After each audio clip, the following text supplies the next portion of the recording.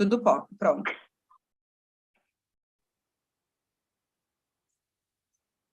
Então, pessoal, boa noite a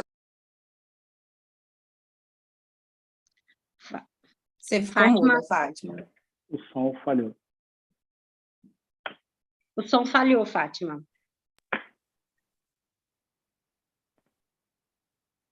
Tô viva de novo? Sim. Obrigada.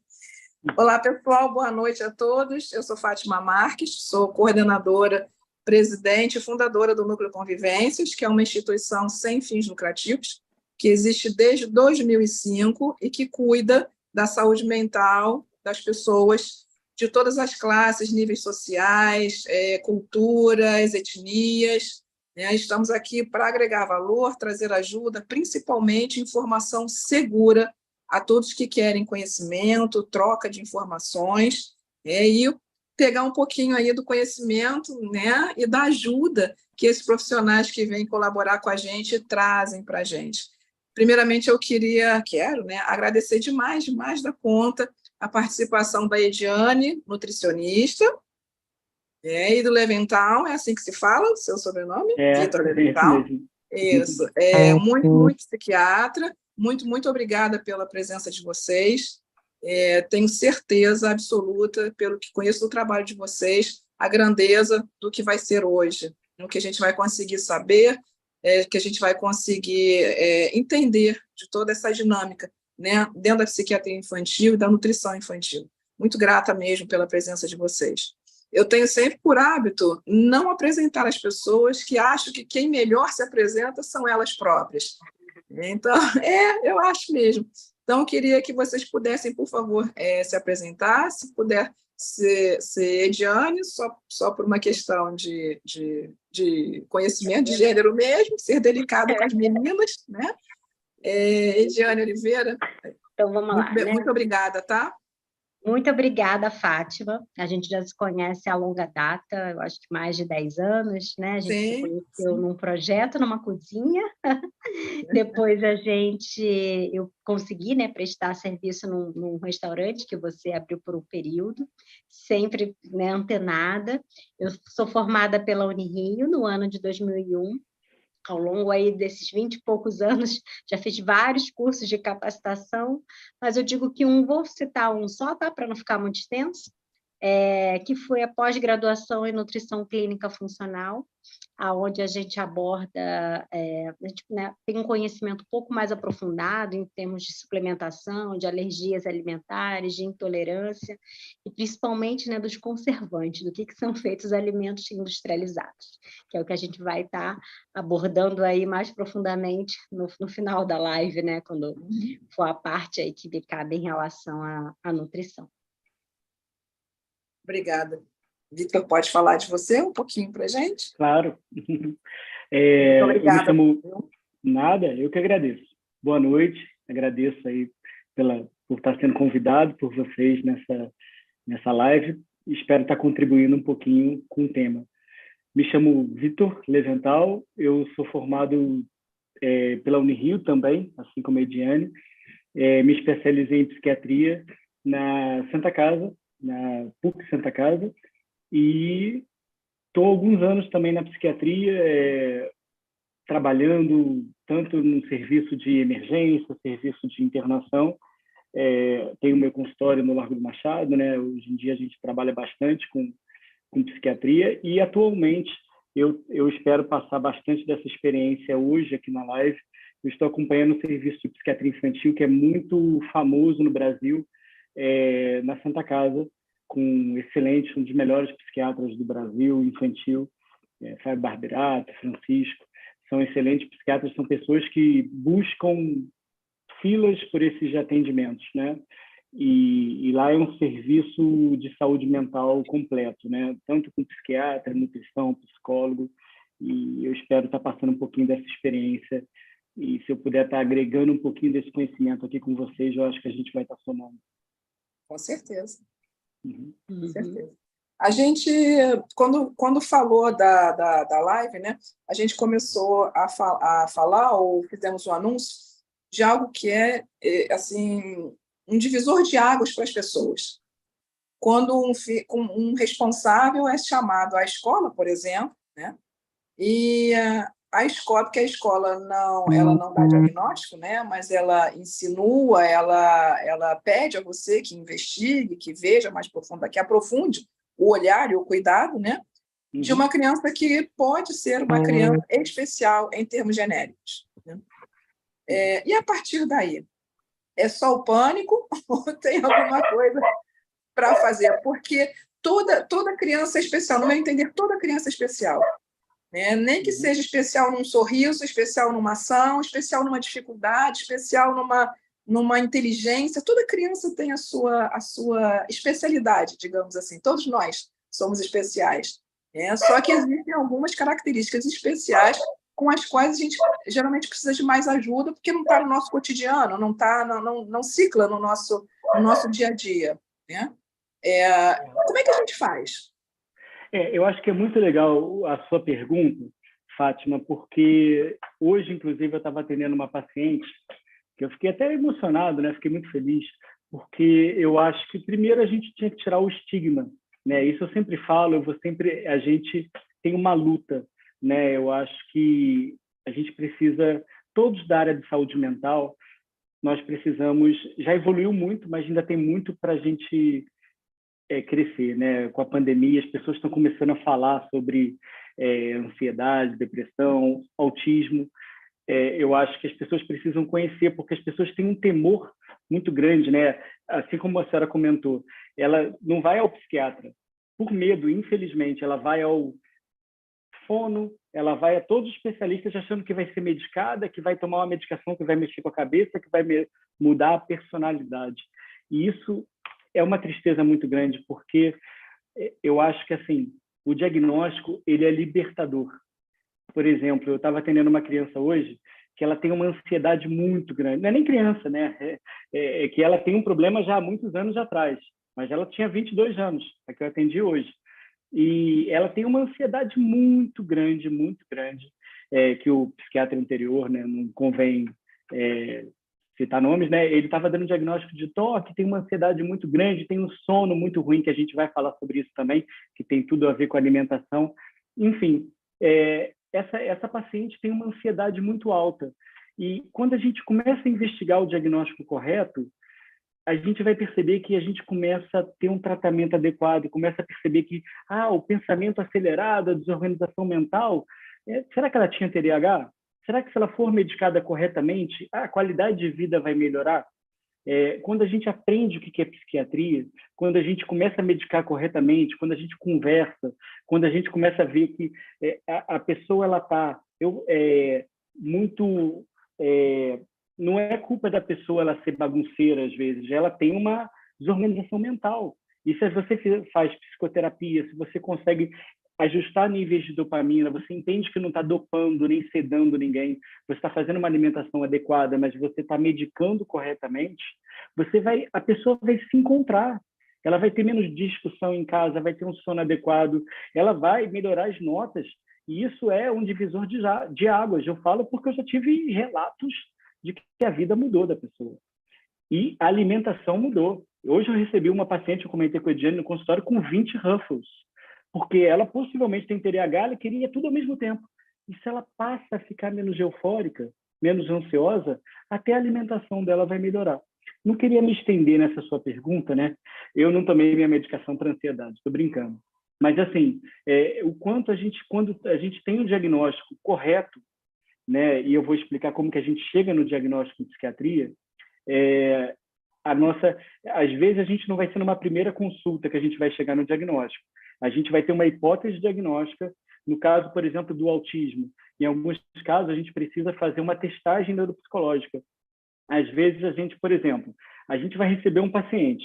O autismo é um diagnóstico que eu acho interessante a gente falar, que ao mesmo tempo está um pouco na moda. Eu falo assim, chega muitos pacientes, né? Eu ia falar isso mais para frente, mas acabei, já que a senhora perguntou, chega muitos pacientes com a suspeita de autismo lá no serviço da Santa Casa.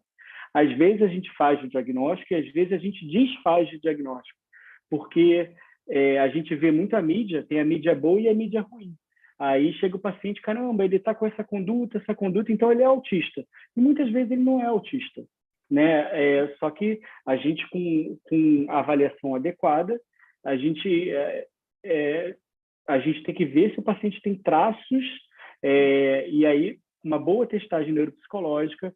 Que é a testagem neuropsicológica? É um exame que nem todo mundo tem acesso, lá no serviço da Santa Casa é um exame mais barato, mas que você vai fazer de 3 a 5 sessões, é uma psicóloga especializada, é uma neuropsicóloga, que vai avaliar nível de atenção, vai avaliar QI, vai avaliar uma série de habilidades, e tem locais que fazem com mais qualidade, tem locais que é feito com menos qualidade, e depois dessa avaliação, você vai ter ferramentas para fazer uma avaliação. Claro que assim, quem vai dar o diagnóstico é o médico.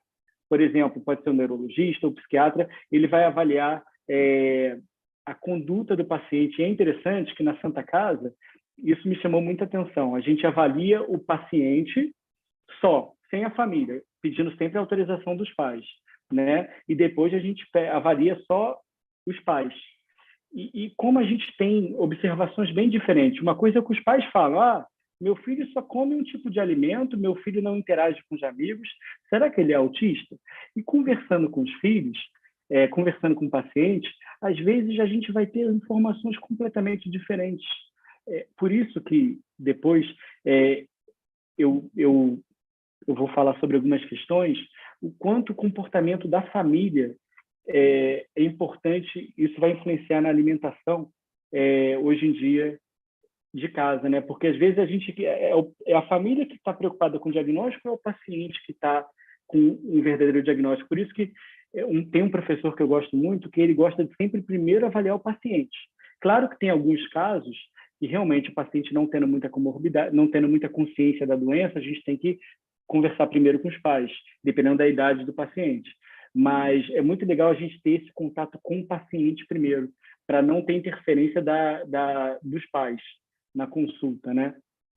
Eu não sei se eu respondi direito, mas sobre o diagnóstico, a gente às vezes vai levar 2 consultas, às vezes 3, para traçar um diagnóstico. E às vezes a gente pede até uma avaliação do colégio, para saber como tem sido o comportamento uma avaliação do colégio para trazer para a consulta. Primeiro a gente pede, quando o pai não vem na consulta, a gente pede para o pai vir ou para a mãe vir, e a gente tenta ver todos os pontos de vista e o ponto de vista do paciente, para depois disso a gente fechar um diagnóstico. E qual vai ser o tratamento? Às vezes é medicamentoso, às vezes é só psicoterápico, e aí a gente vai tentando dar melhor qualidade de vida para o paciente.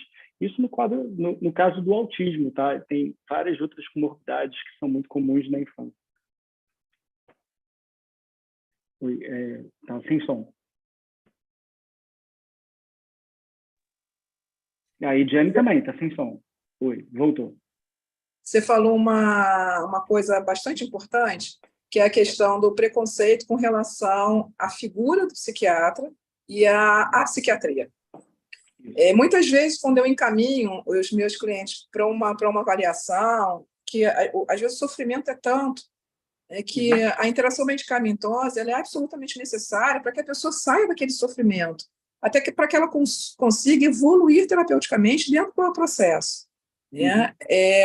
Mas muitos, eu não vou dizer 100%, né, porque alguns são bastante lúcidos, mas muitos mesmo têm um preconceito, e eles fazem uma curva, né? Eles você precisa ir ao psiquiatra, eu oriento, falo por quê, digo como, indico, né? Quando eu vejo, ele foi no neurologista, retorno do neurologista. Eu sempre falo, eu brinco com as pessoas, e vem cá. E eles falam, mas é muito próximo, né? É uma cadeira muito próxima uma da outra, o psiquiatra é ali pertinho do neurologista, né? E aí eu falo, vem cá, então vamos fazer o seguinte, pensa, né? O coração é ali bem pertinho do estômago também, né? Ele é bem pertinho do estômago. Então, quando você estiver passando mal, achando que vai infartar, por que você não vai? Por que você não vai ao gastro? Por que você não diz assim, um gastroenterologista serve um gastro? Não é isso, gente. Né? Cada um tem uma especialidade e cada um consegue contribuir com a gente dentro da sua especialidade. Com diferença, até para esclarecer para as pessoas, com diferença, quando é que eu procuro um psiquiatra e quando é que eu procuro um neurologista? Muito legal. E é engraçado, a gente pensa que as pessoas sabem, só para a senhora ter uma ideia, às vezes as pessoas têm dúvida entre psicólogo e psiquiatra, né? O psicólogo, ele é um profissional da saúde mental, né? Que ele faz terapia, ele não é médico, né? O psiquiatra, ele é médico, que faz a faculdade de medicina e ele, em alguns casos, vai medicar e em outros casos não vai. Mas a diferença entre neurologista e psiquiatra é, por exemplo, o psiquiatra ele trata uma parte mais comportamental, né? E o neurologista ele trata uma parte mais motora, de uma forma geral, né? O que o psiquiatra ele vai tratar? Doenças como depressão, ansiedade, vai tratar doenças que a gente chama doenças da mente, né? E o psiquiatra é uma parte mais motora do cérebro, né? Uma parte mais estrutural, Funcional. né? Mas a gente funcional, exatamente. A gente pensa que como as pessoas têm o estigma, né? Que eu me dou bem com vários neurologistas, a gente tem uma parceria, mas a gente sabe entre a gente que, por exemplo, Parkinson, demência, Alzheimer são coisas com neurologista e certas doenças são com psiquiatra. Apesar da gente ter muita uma parte próxima, cada macaco no seu galho, né? O paciente ele vai ser muito melhor medicado para a pessoa que está estudando muito mais essa área, né? As pessoas que mais medicam para depressão, infelizmente, no Brasil, não é nem neurologista, não é nem psiquiatra, é cardiologista, é ginecologista, porque as pessoas têm medo de ir no psiquiatra e aí a ginecologista percebe que a mulher não está bem por causa dos hormônios, passa um antidepressivo e, infelizmente, acaba não tendo a orientação adequada. E, às vezes, para de tomar o remédio, porque tem algum efeito colateral, né? Isso está começando a mudar, mas, infelizmente, às vezes começa a tomar um Rivotril, um tarja preta, que não é uma medicação adequada, que é uma medicação que dá dependência. Assim como a dependência do açúcar, que a gente vai falar mais para frente. Mas, enfim, quando a gente aprende a ter o tratamento adequado, né, o tratamento correto, que vai desinflamar o nosso corpo, tratar o nosso pensamento acelerado, fazer um tratamento adequado, a gente começar a investigar, será que a gente tem TDAH? Será que a gente tem ansiedade? Onde está a parte genética na psiquiatria? Parece que as coisas clareiam e ficam tudo mais fantástico. E as pessoas falam, por que eu não procurei o médico? Né? Não é problema, não é um estigma. Meu filho, por exemplo, eu tenho uma filha de 6 meses. Eu fico pensando, pode ser que ela seja ansiosa, não gostaria, vou levar no retiro. Mas se for, né, minha esposa é um pouco ansiosa, o marido, o pai também é um pouco ansioso. Se for, a genética está aí. Claro que a gente vai fazer tudo para que seja o mínimo possível o ambiente, para que não seja um ambiente ansiogênico, né? Mas se for, tem um componente genético, se tiver que levar para terapia, se tiver que tratar, a gente não vai ser omisso a isso, né? Isso não é nada negativo como as pessoas veem, né? E existem também as questões das dúvidas, né? Estou sem voz também? Não, tá não. Que as pessoas também confundem. Outra coisa que as pessoas confundem demais, né? É a terapia e a psicoterapia. Às vezes as pessoas falam, não, eu não vou fazer terapia porque eu já faço yoga, eu corro, eu ando de bicicleta, eu converso muito com a minha amiga, Ok, pessoal, isso é muito terapêutico, mas isso não é terapia, isso não é psicoterapia. Tanto que associado a essa questão do terapêutico, né, o yoga, a meditação, a corrida, a atividade física, a bicicleta, nadar, seja o que for, as pessoas sempre associam uma fala muito interessante. Nesse momento, eu esqueço de tudo. Eu esqueço de mim, eu esqueço dos meus problemas. E isso não é psicoterapia. A psicoterapia é um movimento inverso. Né? A psicoterapia é o olhar para si, não é o deixar de olhar para si. Né? Terapêutico, sim, alivia a tensão. Naquele momento, sim, de fato, se você explodir, só vai explodir daqui a meia hora, porque você vai fazer aquela atividade. Né? É muito terapêutico, mas não é psicoterapia. Sim. É importante as pessoas terem essa noção. A diferença é a psiquiatria, cuidando do comportamento, a psicoterapia, voltando o olhar para você, né, do autocuidado, para tocar nas coisas que você precisa tocar e ver. E aí entra uma outra questão, outra confusão, né, Ediane? Nutricionista e nutrólogo. Pode falar. Não, tá sem som. Tá sem som. É porque se deixar eu falo muito também, mas quer responder, Jane? Tá sem som. Você tá sem som, tá sem voz. Será que foi você que clicou aí? Ué. Quer que eu vá respondendo enquanto sem direito aí? Pronto. Voltou. Voltei, Voltou? né? Era na outra. Isso. É que eu acho que a cachorra estava latindo, alguém tirou meu som. Mas vamos lá, agora eu descobri onde é que eu ligo aqui. Falando um pouco sobre essa diferença, né, entre o nutricionista e o nutrólogo, né? O nutrólogo é um médico, é a mesma coisa aí do psiquiatra com o psicólogo, né? O nutrólogo ele pode medicar, né? Ele entende de algumas doenças relacionadas à parte, né, da alimentação, nutrição, mas eu diria que é um completando o trabalho do outro, mas a parte da prescrição mesmo da dieta, isso é privativo do nutricionista. Só o nutricionista pode prescrever plano alimentar. E aí, por que é legal trabalhar em conjunto? Principalmente quando a gente fala de suplementação. Porque muita coisa eu não vou poder passar que seja injetável, o nutricionista não pode prescrever nada que seja injetável, e em relação à dose das vitaminas, a gente também tem um limite pequeno, por exemplo, vitamina D, a gente pode no máximo passar 4.000 UIs, né, que é a unidade internacional, enquanto que o médico ele pode passar até 50.000, e às vezes a dosagem que a gente está, o paciente vai precisar de uma dosagem muito maior do que o nutricionista é capaz de prescrever. Então, o ideal é a gente trabalhar sempre em conjunto. Mas é importante a gente ter esse reconhecimento, né, de que o plano alimentar são vocês que conseguem produzir, né? A técnica é de vocês. Isso, assim, principalmente, sabe, Fátima, em relação à técnica dietética mesmo, a gente tem aula dentro da cozinha, né? Então, assim, receitas, entender ponto de fusão, ponto de ebulição, todas aquelas temperaturas, controle de higiene, isso tudo é privativo do nutricionista. O médico, para ele se formar, se especializar em nutrólogo, ele estuda só mais 1 ou 2 anos, não dá para comparar, né, com 4 anos de integral, né?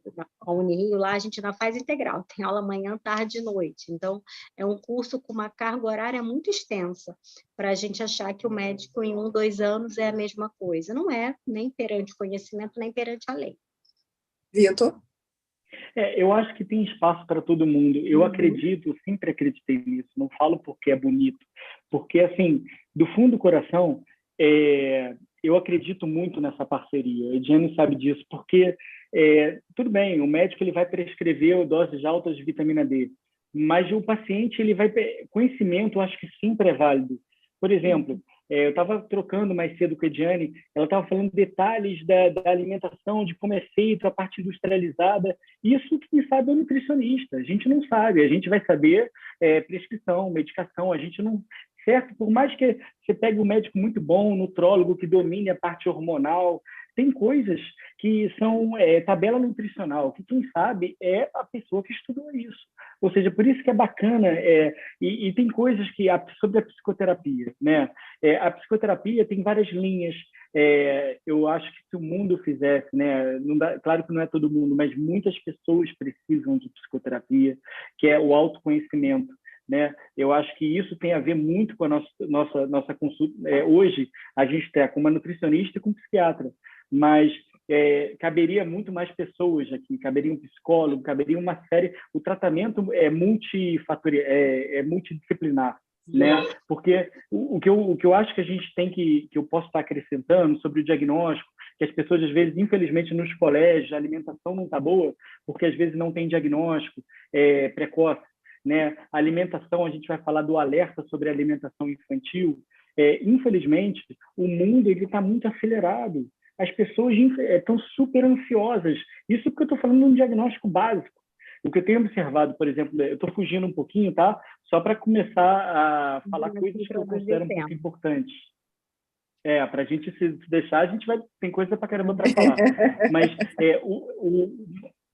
o que preocupa muito a gente é que, assim, a alimentação e a psiquiatria sempre foi muito importante. A gente chega na primeira consulta e pede uma série de exames de sangue. Pede sobre para o paciente se ele está com anemia ferropriva, se ele tem um quadro de depressão, né? Essa alimentação é sempre muito importante, né? A gente pede TSH para ver se a função renal está boa, porque o paciente tem que estar clinicamente desinflamado para a gente avaliar se ele pode ter um quadro de anemia, se ele pode ter... O paciente tem que estar bem clinicamente para a gente pedir exame de sangue, se ele tem algum transtorno alimentar, se ele pode ter a alimentação e a psiquiatria, né, Ediane? Sempre teve muita relação.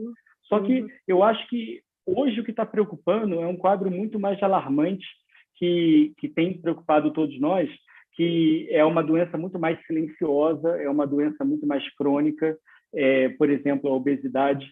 Então, é um quadro, por exemplo, de dependência de açúcar. E isso se deve a uma série de fatores, que eu vou enumerar aqui, por exemplo, né? Sono péssimo, uso abusivo de tela, dificuldade de comunicação na casa e no colégio, né? Ou seja, pensamento acelerado, muito estresse. E por isso que eu volto a falar da importância do diagnóstico precoce. E isso é muito importante. Eu gostaria de estar falando da minha experiência lá na Santa Casa, que eu já abordei inicialmente, porque qualquer pessoa que quiser fazer pergunta aqui, quiser fazer pergunta no chat, como que é feito? Se eu tenho uma criança de 3, 5, 10, 15 anos e não sei como fazer, meu filho tem um comportamento diferente, hoje em dia a gente tem acesso, o psiquiatra, o psicólogo, você tem como procurar ajuda. E esse pensamento acelerado, hoje as pessoas estão usando muita tela no celular, vai fazer com que a pessoa não se comunique, se alimente mal, durma mal. Toda consulta que a gente faz no consultório, a primeira pergunta que a gente faz é se está dormindo mal. Isso está inflamando o cérebro, e isso aí é uma fuga para o paciente estar se alimentando ainda pior. E isso faz muito mal. Lá no consultório, lá na Santa Casa, a gente sempre vê o tempo que o paciente está usando tela, o quanto ele tem se alimentado, e os pacientes estão obesos, estão se alimentando mal, estão muito ansiosos, com pensamento acelerado. É muito comum esses diagnósticos na infância de ansiedade, de depressão, alguns casos de autismo. Outros a gente retira o diagnóstico porque não é um paciente autista, depois de a gente fazer uma testagem neuropsicológica, depois da gente encaminhar para o serviço de psicoterapia. Tem serviços lá de psicoterapia em família, tem serviços de nutrição, que pode ser toda uma rede de apoio. Isso é muito importante não só para o paciente, mas para a família também. Que eu volto a falar, gente, essa questão comportamental é muito importante, não só para o paciente, mas para a família. Eu estava atendendo uma paciente hoje que ela estava sentindo falta de ficar com a mãe e com o pai, porque eles trabalham muito. E o quanto essa ansiedade gera angústia, gera tristeza. E ela chegou no consultório com 20 sacos de Ruffles. E a mãe estava culpando ela porque ela não se alimenta bem. Mas como que é a alimentação nessa casa? Como que é o tempo dessa casa? Claro que para mim é fácil questionar. Eu não estou aqui para dar sermão em ninguém. A vida hoje em dia é muito difícil. Mas a gente tem que pelo menos orientar o que é certo. Se a gente puder que a família tenha mais tempo com seus filhos, tente se organizar, dê mais carinho e tente orientar melhor a alimentação, que essa parte sim é com a Ediane, de fazer uma merenda adequada, com menos açúcar, porque isso é um vício, é dopamina, isso é o prazer imediato, né? E depois a gente pode falar outras questões sobre os transtornos diminuem com suplementos adequados. Falei pra caramba, hein? Era isso mesmo que eu ia perguntar. Desculpa eu sair um pouco, eu estou com tosse, eu ia começar a tossir e ia dar um espetáculo aqui. Não, eu achei que era para a gente mesmo, aí a gente já começou a falar. Você saiu, eu falei, então agora é para a gente. Existe mesmo, Ediane, essa intervenção da alimentação no comportamento da criança? Muito, Fátima. Assim, deixa eu falar um pouco, eu só me apresentei, nem falei da pós-graduação, não falei onde eu trabalho, né? Quais são as áreas que eu trabalho. Eu trabalho na escola desde quando eu tive, né, meu filho, acho que quando ele estava com 2 aninhos, que eu botei na creche, já me vi ali responsável em fazer algum trabalho, porque eu procurei ter bons hábitos, pelo menos dentro do que eu conhecia, tá? Na época, que há 20 anos atrás, minha filha tem 18, né? Há 18 anos atrás, a introdução alimentar ainda era bem diferente do que a gente faz hoje. A gente até evoluiu muito nesses 18 anos. Mas, enfim, meu filho comia vegetais, enfim, queria que chegasse na escola e levasse de merenda vegetais. E quando ele chegou na escola, né, quase todo mundo com seu pacotinho de Ruffles, e meu filho acabou sofrendo um bullying ali na escola, e eu me vi ali, não, ó, vou dar uma palestra para os pais. Então, desde então, eu não parei de trabalhar nas escolas. Além disso, faço, né, o atendimento em consultório, atendo no Flamengo, no consultório do Vitor também, atendo online e aqui em São João de Meriti, que é onde eu moro. Então, são, né, assim, eu procuro dizer que eu atendo famílias, né, porque a gente não pode tirar a alimentação da criança, achar que a alimentação dela tem que ser diferente dos pais, porque não é. E toda vez que eu vou conversar, né, com o pai no consultório, é o que ele fala para mim. Olha, não, mas eu compro só para as crianças, como se os biscoitos fossem o alimento da criança, e não é comida de adulto, né? Comer arroz e feijão é só para os adultos, a criança tem que comer biscoito. E aí é onde a gente vê, né, Fátima, quando a gente começou a estudar também essa parte da nutrição na psiquiatria, que o mundo que a gente tem hoje, nossa, não favorece que a gente tenha crianças saudáveis. Na verdade, eu acho que biscoito, açúcar, guaravita, refrigerante, não deveria estar com frequência na alimentação de ninguém. Mas quando a gente trata, em especial, né, as crianças que têm alguma fragilidade, tá, na saúde mental, nessas menos ainda, porque justamente elas são mais suscetíveis a esse tipo de alimento. E aí você não dá oportunidade que ela tenha a quantidade de ômega 3, que é super importante para desinflamar o cérebro. Então, a criança, ela comeu tanto açúcar que ela não vai ter o paladar para consumir peixes, entendeu? Não vai ter o paladar para consumir vegetais. É muito desonesta essa competição entre industrializado e alimento natural. E é por isso que a gente tem que preservar as crianças e não apresentar esses alimentos. Porque qual a realidade que eu vejo na escola? É que a criança, às vezes, chega com diagnóstico de autismo, já tem, sei lá, 7, 8 anos, e aí você vê que ela não aceita a comida da creche, né? A mãe ou não come nada na creche, porque quando chega em casa, tem lá o pacotinho de industrializado, porque é só o que ela come, né? Às vezes, a justificativa que a gente tem dos pais é esse. Não tem tempo, né? Como o Vitor falou, e às vezes a mãe fala isso, não, eu dou isso, que se ela não comer esse biscoito, ela não come mais nada, que é a tal da seletividade alimentar, que é muito comum no paciente autista, que não gosta, né, não aceita essa diversidade de alimentos. E aí a gente vê tipo um ciclo vicioso, sabe, Fátima? Porque é uma carência de magnésio, porque não aceita nenhum verdinho. Aí a gente tem que ir lá na TEOR, na terapia ocupacional, para trabalhar a cor verde primeiro no prato. Não é em uma consulta que eu vou sair e a criança já está comendo todos os verdinhos. Às vezes a gente primeiro tem que apresentar a cor verde, só a cor, brincar, para depois ela aceitar, sei lá, ver no prato, para depois ela conseguir cheirar e aí sim provar. É um trabalho longo, não é um trabalho fácil e também não é um trabalho rápido. Tá? Se não foi feita a introdução correta lá nos primeiros meses, né, de 6 meses que a gente precisa introduzir os alimentos, ou digo mais, no período gestacional, porque já tem pesquisa mostrando também que mulheres grávidas que consumiram uma quantidade excessiva de açúcar, a criança já nasce predisposta à ansiedade. Então, você vê como que essa relação é muito forte, sabe, entre a alimentação e as doenças mentais, muito, tanto no tratamento, como eu diria, esse ambiente todo. E, Fátima, a obesidade infantil, já introduzida ali pelo Vitor também, que se você for ver, a base dela, na maioria das vezes, principalmente na infância, ela só está usando a comida como escape. Mas as raízes mesmo do excesso de peso está lá, ó, na ansiedade ou no hábito alimentar que não foi feito, é da família. A gente não tem como cuidar só da criança, a gente tem que cuidar da família. Acho que eu também falei muito, né? Quer fazer mais alguma pergunta? Vamos lá, não, vamos Posso continuar? Então, né? E as pessoas às vezes me questionam. Ediane, mas assim, todo dia, meu filho, sei lá, só gosta de tomar de manhã um suco de uva com um pãozinho na chapa. O suco de uva, ok? Posso comprar de uma marca melhor, né? Que não tenha tanto conservante. Por que eu preciso mudar, né? Por que precisa ser um dia uva, outro dia manga, outro dia não toma suco nenhum, come só uma saladinha de fruta? Por que eu preciso variar tanto, gente? Você precisa variar, porque a gente, além de células, a gente tem bactérias morando no nosso intestino, né? E o intestino, a gente fala que é o nosso segundo cérebro. Lá, a gente produz uma quantidade boa, grande aí de hormônios relacionados ao bem-estar e o controle da ansiedade.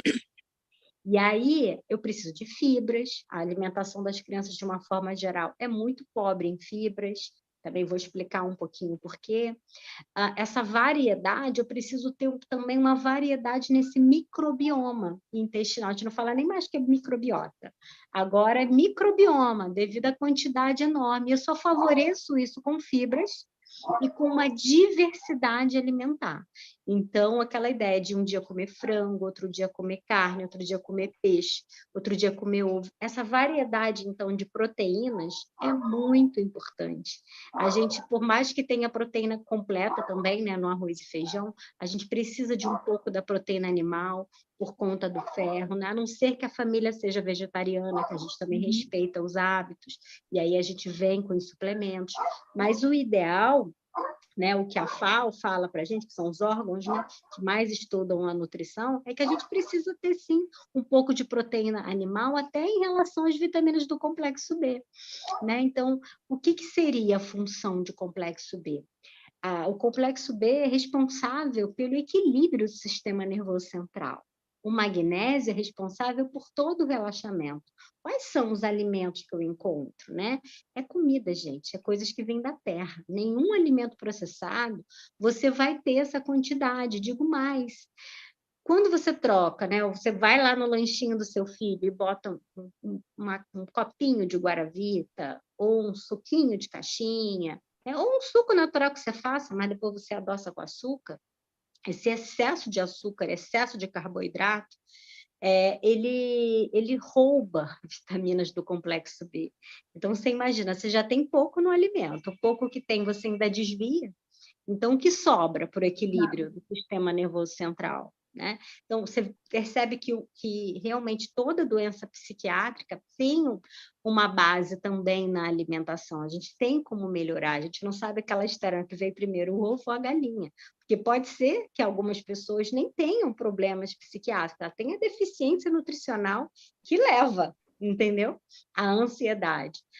Um exemplo disso também é a B12, né? Determinadas deficiências, se forem graves, podem levar até a demência. Então, as pessoas não têm esse conhecimento mais aprofundado da importância dessas vitaminas. Aí vamos falar dos alimentos processados, porque, Fátima... O Vitor levantou o dedinho ali só para eu... Não vou te interromper, não, Ediane, mas é porque é muito interessante isso. O quanto é porque a gente já concorda com o mesmo assunto, mas às vezes as pessoas não têm essa noção, né?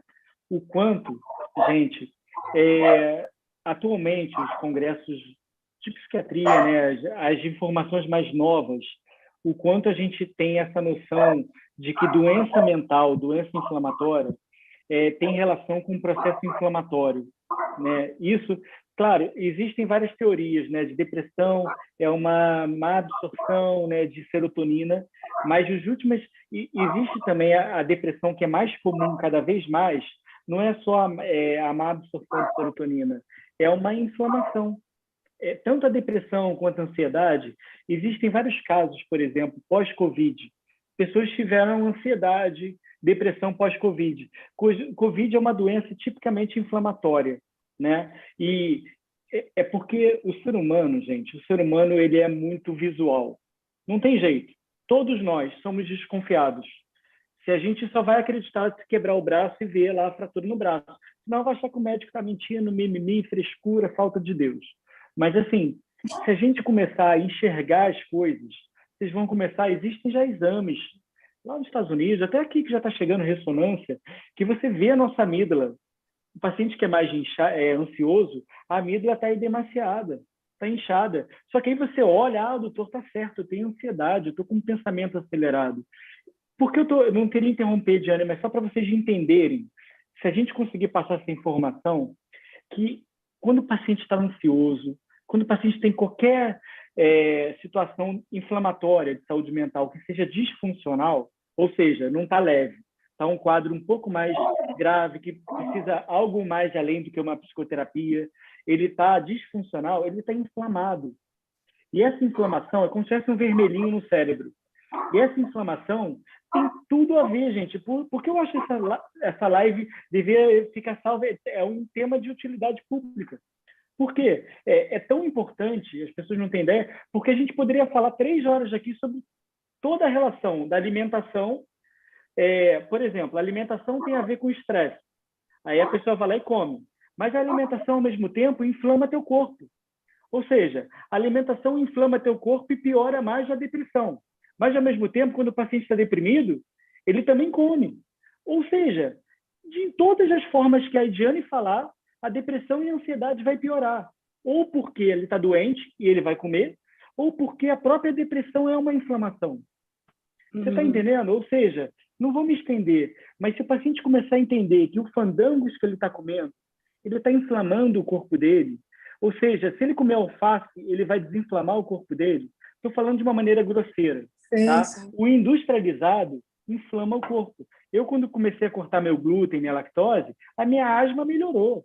Ou seja, se a gente começa a entender que a gente está cuidando do nosso corpo, começando existe uma coisa que é autossabotagem. Quando a gente come besteira, a gente se sabota. E se a gente começa a comer melhor, a gente desinflama nosso corpo. Isso é saúde mental. Isso a terapia nos ensina. Só queria falar mais ou menos disso, que o ômega 3 ele é chamado de um anti-inflamatório natural, porque ele desinflama o corpo. E tem artigos que tratam ansiedade, depressão. Você entende que desinflamando seu corpo, está desinflamando seu cérebro. Tem artigos do ômega 3 com psiquiatria, tem artigos de vitamina D com psiquiatria, tem artigos do cúrcuma com psiquiatria, que é o páprica, né? O cúrcuma com psiquiatria, tem artigos do NAC, N-acetilcisteína com psiquiatria. Isso tem a ver com o TDAH, que é a ver com a cognição. Eu só queria dar essa palhinha, porque é fantástico o que a Ediane está falando. Só que às vezes a gente não comenta para não estender a live, mas é para entender a importância da alimentação e da cognição, e da desinflamação. Isso, hoje em dia, gente, tem a ver com o estresse, o cansaço e o sono inadequado. Tudo isso vai inflamar o corpo. Se a gente entender que sempre uma infecção urinária pode piorar uma depressão, uma dor de garganta pode piorar uma alimentação ruim, se a gente entender que é o conjunto, a nossa qualidade de vida melhora e a gente começa a falar a mesma linguagem. Tá bom? Continue, Jane. Ótimo, ótimo o seu comentário.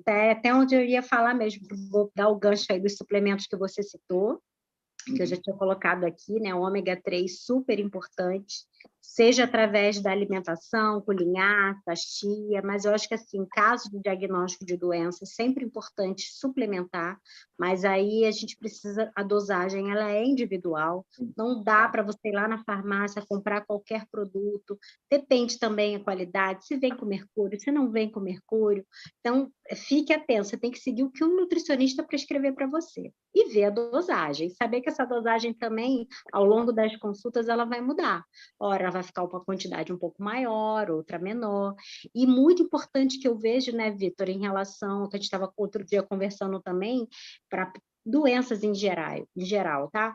Que o paciente tem dificuldade de foco, é a taurina. Então, o que acontece? Essa alimentação que a gente tem hoje, né, riquíssima em carboidratos, seja de bolinho Ana Maria, de biscoitinho, de Coca-Cola, de Guaravita, ou até mesmo de suco de caixinha, eu vejo que o maior problema realmente está nos lanches, né? Às vezes a gente até brinca, olha, a gente tem que escolher qual o BO que eu vou resolver hoje, porque é muita coisa errada. Então, a gente vai ter que escolher um lugar, não dá para a gente querer mudar tudo da noite para o dia. Comece pela merenda do seu filho, pode ter certeza que ali é onde está mais da metade dos problemas da alimentação dele. Excesso de calorias, primeira coisa. Quase tudo carboidrato, não bota uma proteína ali dentro. O que acontece com esse excesso de carboidrato? A criança fica com muita energia. E o corpo, antes de estocar na forma de gordura de obesidade, primeiro vai fazer com que a criança queira queimar aquela energia toda, ela fica eufórica, ela não consegue sentar numa cadeira da escola para prestar atenção em nada. Aquela energia que ela tem que levantar, ela tem que correr, ela tem que dar um tapa no coleguinha. Nós são crianças super agitadas, e maior culpa é tanto dos conservantes, tá? E dos corantes. As balinhas, elas têm corantes artificiais, aqueles corantes também causam um tipo de hipersensibilidade, de alergia, e faz com que a criança também mude o comportamento dela, e aí ela fica bem mais agitada, tá? Então, Diane, oi, pois não. não, Pode. e só um parêntese, coisa rápida. O que você falou, e é muito importante pegar sempre a indicação, a avaliação do nutricionista, a avaliação do médico, porque teve um paciente que eu atendi, é impressionante, e principalmente na época da pandemia, né, que estava essas ondas de live, de você pega informação do profissional, caramba, ômega 3, NAC, vou tomar vitamina D.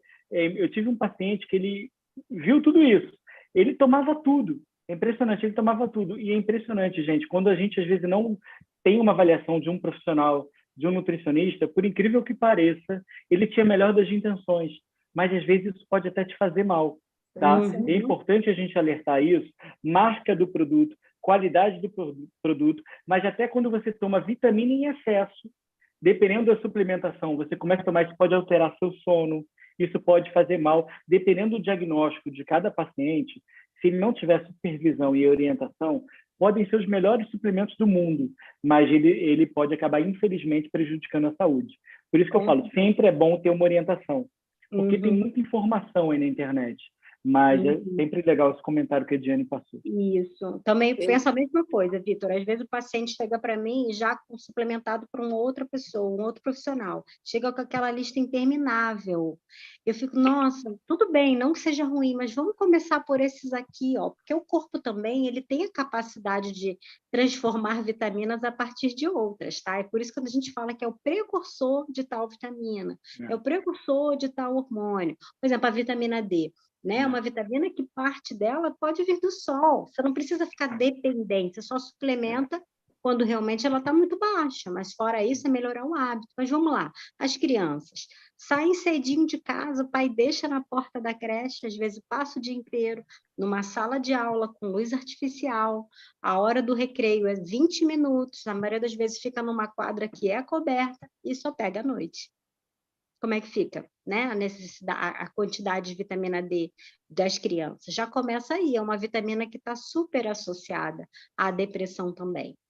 Mas voltando a essa parte da alimentação do carboidrato, né, do açúcar, o porquê que é viciante, por que uma vez introduzido na alimentação da criança é tão difícil tirar?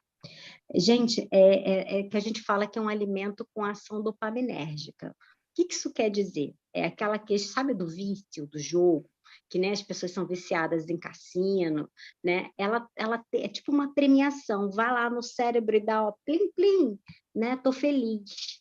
E aí ela não sabe, hoje mesmo eu assisti uma live, né? Tinha uma psicóloga também falando sobre isso, que eu achei bem interessante, desse vício, né, da dopamina, que nem a gente faz às vezes com ratinho também em laboratório nas pesquisas.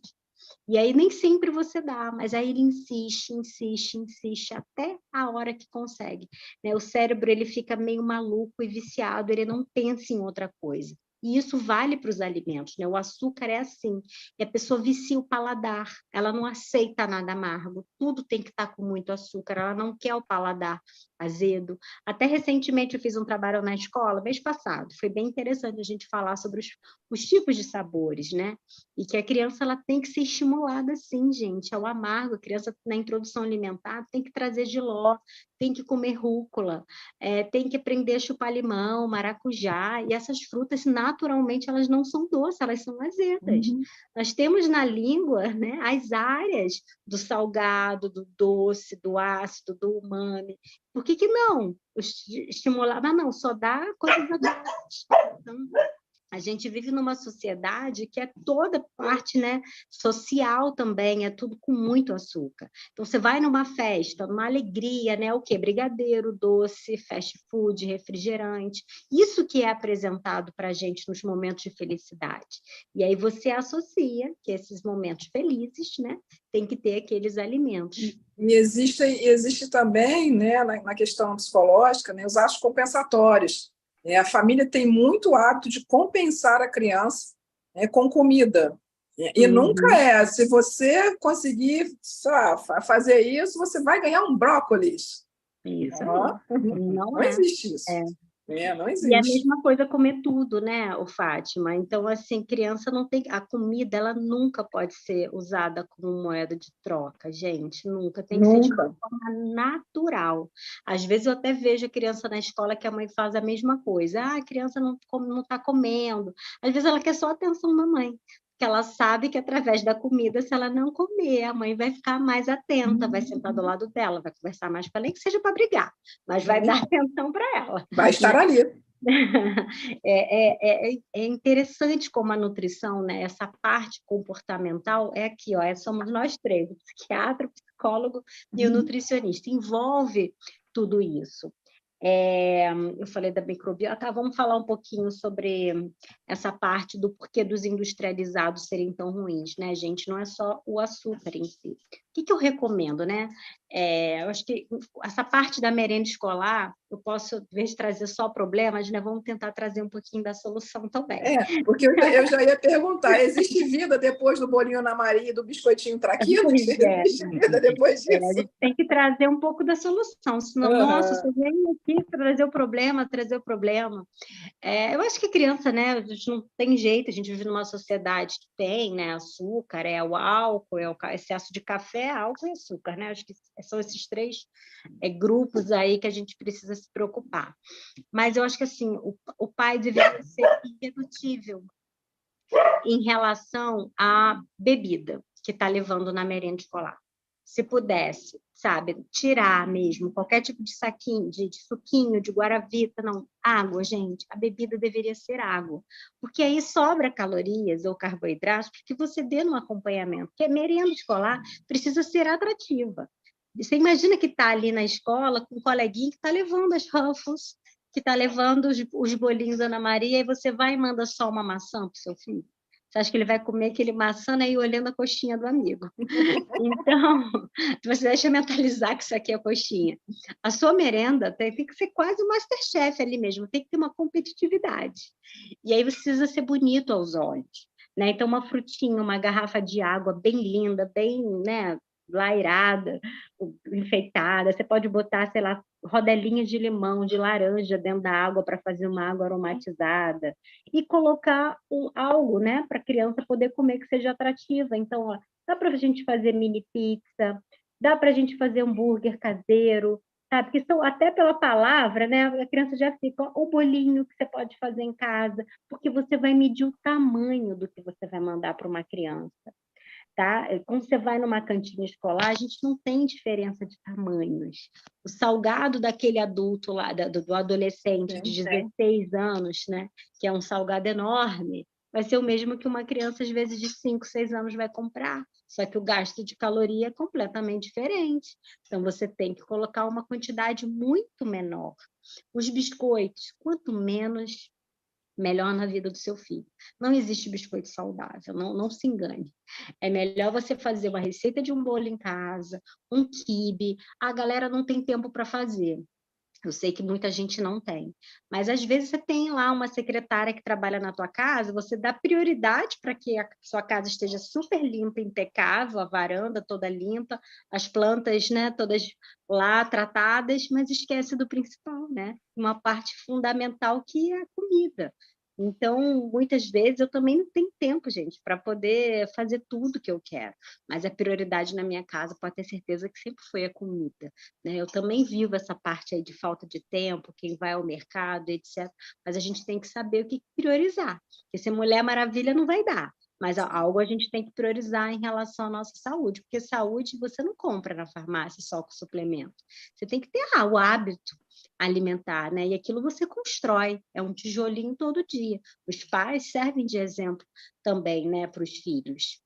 Então, esses biscoitos têm 2 ingredientes ali que são péssimos, que eu diria. Um é o tipo de gordura, né? Se você for ler quase todo biscoito, principalmente a Ana Maria, ele tem a base da gordura hidrogenada, que é uma gordura que não existe na natureza, foi criada pelo homem, a tal da gordura trans, que se tiver escrito na embalagem assim, ó, é 0 gordura trans, aquilo é mentira. É porque existe uma lei que fala que o fabricante ele pode dizer que não tem se for menos que 1 grama na porção. Só que quando você vê a porção, é meia Ana Maria. Você não vai comer meia, você vai comer toda. E aí meia, estou chutando um valor aqui, tá? Mas tem 0,8. Se a gente for somar o que a criança comeu, ela comeu sim mais de 1 grama de gordura hidrogenada no dia dela. E é uma gordura viciante, que aumenta colesterol, né? Isso está no biscoito creme cracker, isso está no biscoito maisena, isso está em qualquer biscoito, tá? A não ser que você faça o seu caseiro, mas é difícil você fazer um biscoito caseiro também sem gordura nenhuma. Mas você tem a possibilidade de usar um azeite, uma gordura de coco, que vai ser um pouquinho melhor, tá? Mas eu ainda prefiro que você leve sanduíche, porque você vai ter que pode botar uma fonte de ferro, uma pasta de frango, um atum que tem ômega 3, fazer uma pizza caseira de sardinha, tá? Com cacho de uva e um bilhetinho lindo ali para o seu filho, mas é aquele investimento que dá, ó, até deu fome, né? É o investimento que vale a pena, né? Porque eu também não acredito que a gente tem que brigar com a criança chega, desesperada que está com fome e fica mal-humorado, né? E também você mexe com hormônios, mexe com a raiva, você não tem que deixar com ninguém com fome, você tem que saber entrar na briga, você tem que saber competir ali com os industrializados. Então, pãozinho, um hamburguinho pequenininho, né? O pãozinho, porque a gente começa a pensar, nossa, vou ter que fazer o pão, vou ter que fazer o, né? Não é isso que a gente está falando, né? É minimizar. Minimizar, você pode fazer a carne moída, né? Temperadinha, dentro dessa carne moída você pode botar uma cenoura ralada, uma cebola, porque fora isso tudo que a gente está falando de inflamação, né, Vitor? Existe uma coisa que é o estresse oxidante.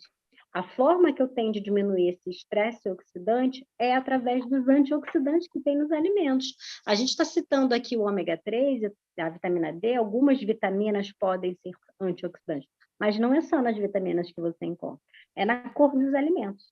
Por isso que a gente fala que a alimentação precisa ser colorida também. E o segundo ingrediente do industrializado, que é péssimo, é o tal do glutamato monossódico, que é o que tem nesses biscoitos, a maioria deles. Batata Ruffles tem, Fandangos tem, quase todos têm, tá? O que não tem, geralmente, é polvilho, mas assim, você não tem um glutamato, mas já tem a tal da gordura hidrogenada. Por isso que eu digo que biscoito é para você minimizar a compra deles na sua casa. Você tem que melhorar a hora da compra, a hora que você vai ao mercado.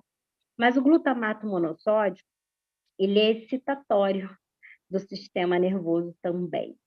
E ele também é viciante, ele achata a papila gustativa. É na língua, quando a gente tem, né, as células onde a gente vai sentir o sabor, ele achata, e você sente mais sabor ainda. Você sente aquilo mais gostoso. A indústria adora fazer isso, né? Porque justamente é o que vai te viciar. Então, assim, é muito, como eu falei, né, desonesta essa briga, porque é uma embalagem linda, é prático, é barato. Gente, eu sei de tudo isso, eu sei porque eu vivo, né, e eu vejo, mas é um preço que não vale a pena pagar. Porque lá na frente, né, e quando vê o seu filho doente, né, o preço é muito alto. A gente está falando sobre. Não, eu penso, né, Vitor, também que não é nem lá na frente, Ediane, que às vezes a gente paga o preço, não. Né? A gente está falando de uma pessoa inflamada, né? Uma pessoa que a criança também, nós, né, quando a gente não se alimenta bem, a gente também não consegue, a gente também fica enfesados, né? A gente não consegue ir no banheiro, a gente não consegue atender as necessidades mais básicas que dariam a nós alívio. Alívio orgânico, clínico orgânico. E aí, por menos que a gente pense, existem conflitos no entorno disso. Uma pessoa irritada lida com a outra de forma irritada. Uma pessoa que está incomodada, né, está super excitada, ela não tem tempo, nem disposição, nem condição de ouvir o outro. E quando a gente não ouve o outro, os conflitos vão começando a aparecer, né? É um sem fim de conflitos. Vitor? A gente está numa sociedade, né, de prazeres imediatos, né?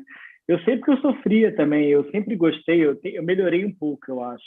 Mas eu, como criança, né, eu não tratava a minha ansiedade, eu adorava os fandangos, e eu fico ouvindo a Ediane falar, dói o coração, porque é uma tentação, mas hoje em dia, que bom que eu consigo me libertar de certas coisas. Mas, assim, a gente tem aquela sociedade, né, que a gente passa no shopping, tem aquele McDonald's, tem aquela tentação, né? E assim, é um prazer imediato, porque assim, a gente está estressado, está cansado, tem aquela sociedade que é o consumismo, que a gente está falando de prazer, a gente está falando de comida, mas tem o prazer compra, tem um prazer que vai nos aliviar num primeiro momento, mas depois vai ter o rebote, né? E a alimentação é exatamente isso, né? Você tem a alimentação, quando você come ali aquele McDonald's feliz, enfim, desculpa citar nomes aí, Bob, sei lá, qualquer coisa, quando você se alimenta, você tem um prazer, mas é o que a senhora comentou. Na mesma hora, você vai ter os danos imediatos, os danos clínicos, você dorme mal na mesma noite, você vai ter os danos depois secundários de uma semana depois, você vai ter os danos depois de um mês depois, você tem inflamação imediata, inflamação secundária e inflamação terciária. E isso é exatamente, você tem um prazer naquele momento, que é a tal da dopamina. Você, caramba, eu estou estressado, eu preciso compensar aquela briga com a minha esposa. E aí você vem aquela batatinha, aquele cheeseburger. Pô, eu falo isso, eu estou aqui como médico, como psiquiatra, mas vou te falar, eu já pequei muito dessa forma. É tentador, né? Você comer, às vezes, de vez em quando eu como um chocolate 70%, porque a gente tem nossas fraquezas, nossas tentações. Necessidades, inclusive, né? Sim, a gente não é perfeito. Mas o que a gente tenta aprender é minimizar os danos, é tentar falhar menos, é aprender que está errando, mas tentar se levantar rápido, é tentar minimizar os danos, se alimentar de uma maneira um pouco melhor do que antes, né? É tentar, de vez em quando vai pisar na bola, tal do dia lixo, não tem mais dia lixo, mas tentar de vez em quando escorregar, mas entender que isso é uma fuga, entender como funciona mais ou menos os mecanismos, porque realmente isso prejudica o nosso intestino, inflama todo o nosso corpo, né? E isso tem a ver com isso altera comportamento, né? Isso aí, a senhora está certíssima. Isso altera comportamento. Existe, você está falando do McDonald's, né? Existe uma propaganda hoje na televisão que eu olho para aquilo, é uma coisa absurda, que é mesmo que a gente está falando, é o atender imediato do desejo, que fala, se você deseja, tenha. As pessoas mudam o roteiro do que estavam fazendo, mudam tudo para ir lá comprar aquele lanche. Tá na televisão, está sendo veiculado na televisão o tempo inteiro dizendo se você quer, tenha, se você quer, tenha, se você quer, tenha. Se você quer, alcance, se você quiser, bote a mão, e é imediato. E, Fátima, assim, né, a gente sabe que crianças e adolescentes ainda são mais suscetíveis. Na verdade, quando eu me formei na faculdade, tinha ainda aquela propaganda do compre batom, seu filho merece batom. E era um título hipnótico mesmo, compre batom. E depois veio a lei, realmente, e hoje é proibido ter qualquer tipo de propaganda, mas às vezes não tem na televisão, mas tem de outras formas, né? A criança, ela quer pertencer àquele grupo. É onde eu digo que a merenda escolar, sabe? Nossa, aquilo ali tem que ser um trabalho feito entre escola, professor, nutricionista, se a escola tiver, e os pais entenderem. Então, o que eu costumo propor nas escolas que eu trabalho, né? Que a gente tem o dia da fruta. Então, toda quarta-feira, as crianças levam fruta para a escola e a gente faz uma salada de fruta, cada uma. Para quê? Até para obrigar os pais a comprarem fruta para casa. Porque senão ele simplesmente coloca para a escola, né, a responsabilidade de educar, a parte da alimentação, e não entende que a gente tem que ser o parceiro, né? Na verdade, a escola tem que ser parceira da família, mas a base principal vem da família, gente, é a família. é onde a criança tem que se espelhar nesse adulto primeiro. E aí essa questão do tempo, né, que eu acho que é o principal, que acaba prejudicando tanto a vida de todo mundo, mas a gente tem que sentar, às vezes na consulta, tá? Eu vou lá, sento, vamos lá, como você não tem tempo, vamos tentar organizar isso aqui. Quem é que pode fazer a compra? Hoje tem iFood, né? Hoje você pode pedir supermercado pelo iFood, entrega na sua casa. Então, é ajudar realmente, usar a tecnologia também ao nosso favor, para poder ter uma alimentação um pouco mais saudável e também acessível, porque se a gente vai nesses restaurantes mais naturebas ou quer pedir um suco de fruta em algum lugar, nossa, às vezes é o dobro do preço do refrigerante. Também faltam políticas públicas que façam com que as pessoas tenham mais acesso aos alimentos mais saudáveis, né? Porque é proteína, é caro, mas, por exemplo, o lanchinho deveria, até falo para as mães mandarem ovinho de codorna cozido, que é um lanchinho, assim, faz sucesso, de uma forma geral, as crianças gostam e não é uma coisa cara, né? Dá para a gente coloque fruta ao invés de suco, não precisa ter esse trabalho de ficar fazendo suco para criança. Leve fruta, água e uma receitinha de família lá, seja um bolo, uma pizza, um cookie que você faça em casa com aveia, tudo, gente, com a quantidade menor de açúcar possível. Quando eu vejo que a criança, quando os pais falam isso, né, mas não deixa nem introduzir, coloca realmente seu filho numa redoma para não ser apresentado a esses alimentos. Não tem que fazer parte da infância de ninguém. Vitor? Gente, porque se deixar é muito conhecimento, mas eu não posso deixar de falar isso aqui. A senhora comentou a propaganda, se você quer, compre, se você quer, compre. Um tema que é muito comum no jovem é a impulsividade. A impulsividade e a compulsividade. Infelizmente, a gente tem aumento alarmante de suicídio no jovem, e uma série de transtornos no jovem, que em outro momento a gente pode falar sobre outros assuntos, né? Mas o quanto essa impulsividade não diagnosticada, essa compulsividade, que em alguns casos está até crescendo, é até uma bola de neve por conta do uso de celular, por conta de dopamina, o jovem impulsivo, o jovem compulsivo, que está cada vez mais impulsivo, a gente acaba tendo um problema maior de alimentação, um problema maior, que o cara ele vai lá e compra o fast food, depois se arrepende, e aí fica frustrado, e aí se sente obeso. E aí, ou seja, volto a falar, tem que procurar tratamento, tem que procurar psicoterapia, porque se ele tiver diagnosticado e tratado, pode ser que ele não pescava a propaganda. Ou, às vezes, não tem que ter a propaganda, mas a gente tem jovens impulsivos, e muitos, que estão no celular, que estão anfetaminados, né? Ou seja, e isso a gente tem que procurar ajuda em relação a isso. São jovens que às vezes se cortam também. É uma série de temas para a gente tratar. O que eu posso, não quero me estender aqui, mas o que eu posso sugerir, gente, é fácil falar, volto a falar. Eu ainda sou um pai de primeira viagem, né, com uma filhinha pequena, mas o que eu acho que eu gostaria para o futuro, e tento ser uma pessoa cada vez melhor, que não é fácil, é que eu acho que cada um de nós, a gente tem que tentar, antes de querer melhorar os nossos filhos, a gente tem que tentar internamente tentar ser uma pessoa melhor. Porque tudo que eu estou ouvindo aqui, da Ediane tentando melhorar a merenda, se a gente não tentar ser uma pessoa melhor, a gente não vai fazer uma merenda melhor para o filho. E é o que eu observo no serviço. Pais, muitas vezes, pais maravilhosos e pais, às vezes, que não são boas pessoas. O ser humano tem que olhar a si próprio, cada um. Se cada um começar a tentar ser um ser humano melhor, a gente vai ter filhos melhores e pessoas se cuidando. Porque, infelizmente, as pessoas estão muito corridas. E se a gente começar a olhar para si, a gente vai começar a ajudar os outros. É isso. Com certeza. Temos uma pergunta aqui. Isabelle, qual é a pergunta?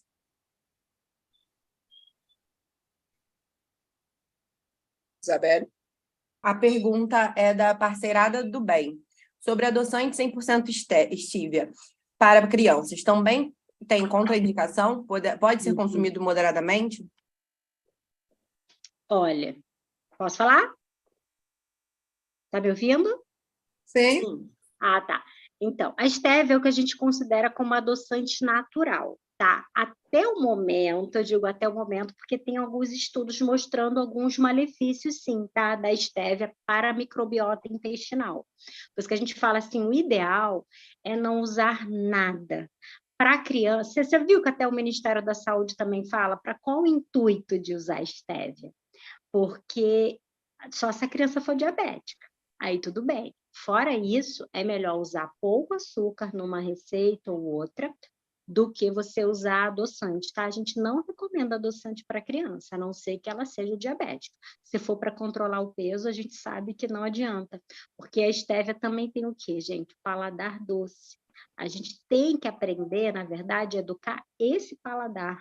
Por isso que a introdução alimentar, isso que a gente faz dos 6 meses até 1 ano, dos 6 meses até 2 anos, é tão importante. Eu acho que tem uma fase da sua vida que você tem que investir numa nutricionista, essa fase aí, tá? Na introdução alimentar. Saber o momento de usar cada sabor, explorar sabores amargos, para você não precisar adoçar nada com stevia. É assim, uma eventualidade, ok, mas eu não recomendo, não. Mas no caso de uma criança diabética, ok? Dessa recomendação, ok? Aí sim. Mesmo assim, ainda dá para educar o paladar sem usar nada, né?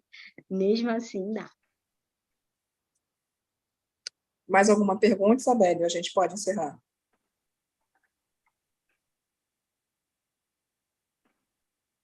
Isabelle? Bom, eu quero agradecer demais a presença de vocês, sempre brilhante, sempre esclarecedora.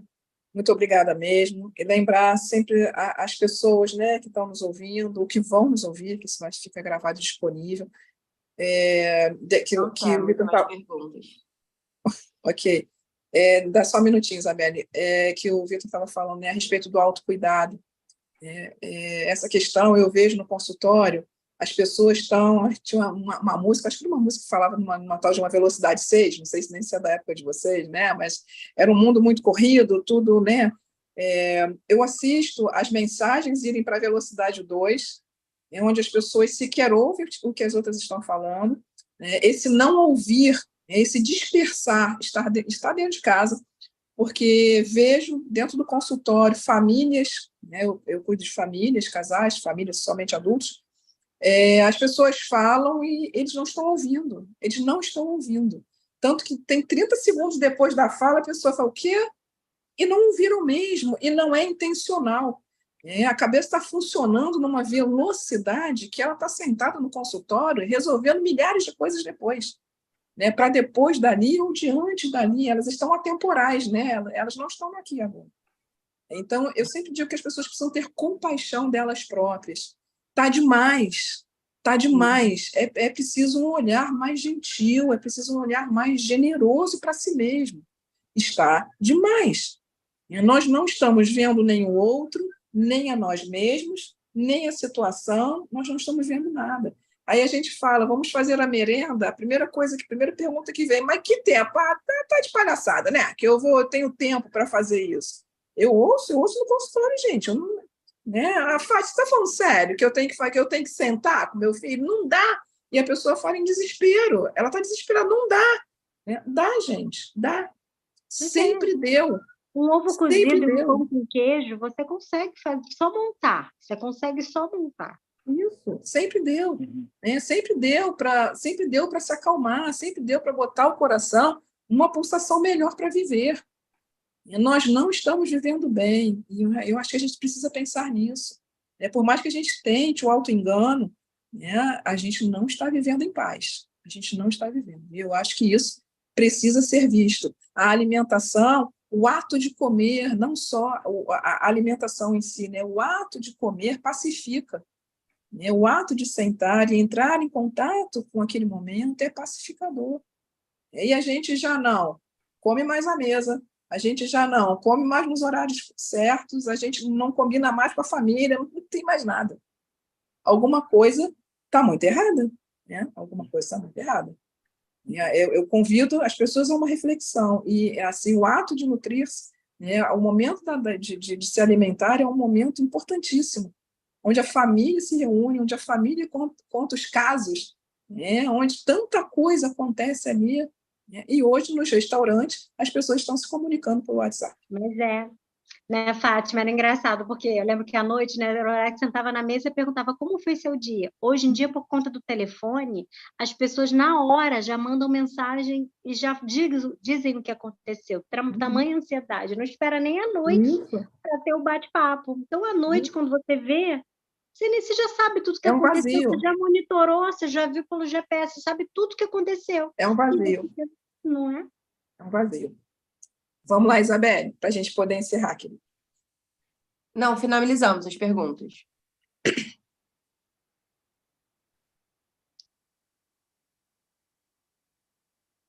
Finalizamos as perguntas ou está finalizando as perguntas? Não, finalizou já. Ok. Gente, muito obrigada mesmo pela participação, pela elucidação, por todo esse conteúdo bacanésimo que a gente conseguiu falar de forma tão calorosa, de forma simples, que é, de fato, como eu gosto muito que as coisas sejam ditas, para que as pessoas, de fato, tenham acesso à informação. Muito obrigada mesmo. Muito obrigada, Vitor. Muito obrigada, Ediane. Isabelle, muito obrigada. Milene Cores, que está por trás de tudo, muito obrigada. Obrigada a todos que se dispuseram de seu próprio tempo para estar aqui, né, ouvindo a gente. Muito obrigada a todos, viu? Um beijo para vocês, paz para nós, tá? Tchau, gente. Até a próxima.